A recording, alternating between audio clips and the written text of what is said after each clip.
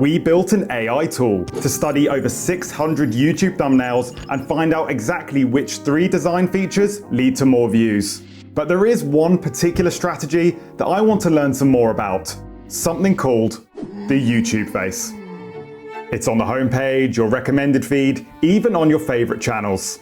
These unnatural, over-exaggerated expressions have become a bit of a meme on the platform because, well, they're a bit cringy, aren't they? They're silly, unrealistic, and sometimes even resemble fine art. But do these clickbait thumbnail faces actually have a provable effect on YouTube views? Well, that's what I want to find out.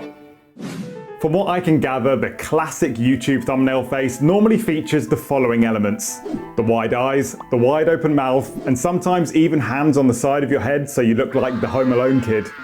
And the best way to see if this face actually leads to more views is to try doing it myself.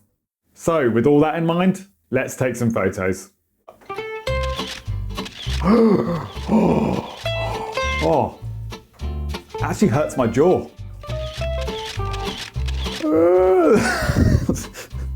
How has my life come to this?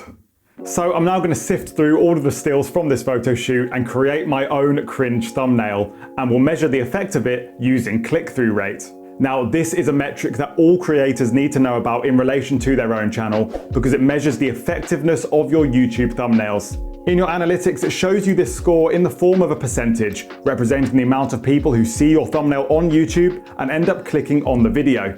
So essentially, what I want to learn is this: do thumbnails featuring the thumbnail face get a higher click-through rate than the thumbnails without it? With help from our talented graphic designer Tony, I've created 2 different thumbnails for my latest video, which are identical in design, apart from my facial expression. One is sort of a thinking face that fits in with the context of that video, and the other is that famous thumbnail face. Using an extension called TubeBuddy, I'm going to run an A/B test, which changes the thumbnail on this video every 24 hours for 8 days. So we can find out which design people find more clickable.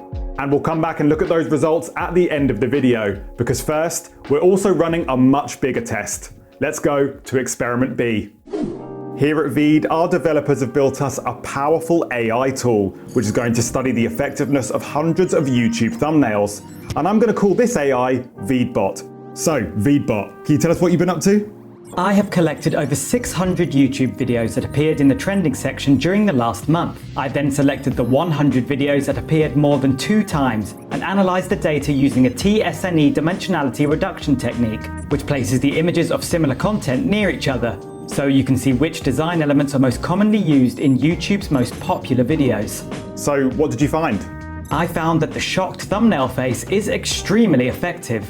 You humans can't seem to escape the primal instinct to show interest in facial expressions that convey extreme emotions. Exaggerated expressions of being disgusted, shocked, or furious at a video's subject is one of the most common visual components in a trending video. So the thumbnail face really works then? Yes, but that's not all. Another popular pattern that came up frequently was the usage of big red arrows. They are seen in almost any genre of videos and are often used as a way to put emphasis on certain elements in a thumbnail. Well, I guess red arrows can be pretty clear. I also found that many trending videos use a before and after format. This type of thumbnail makes the audience curious to see what happened during the video, thus leading to more clicks. Wow. Thanks, VEEDBot. Anything else? Yes, something very important. Oh, what's that? Please subscribe, otherwise I have no purpose. Okay, I think that's enough VEEDBot for today. So this does tell us that there are some clear thumbnail themes that work for many channels that make it onto the trending page, because these methods are extremely effective in all of the right areas. First of all, they make for an eye-catching design, but then they also create an element of intrigue and curiosity, and they also help to trigger some sort of emotional reaction. And the YouTube face in particular can clearly be a great shortcut to creating an emotional response with your viewers. Whether it's good or bad, they just can't help but click on that stupid face.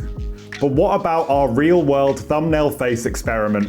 It is now 8 days later since we started the test, so I'm looking back at the TubeBuddy extension, and I can see that the results are not quite what I expected.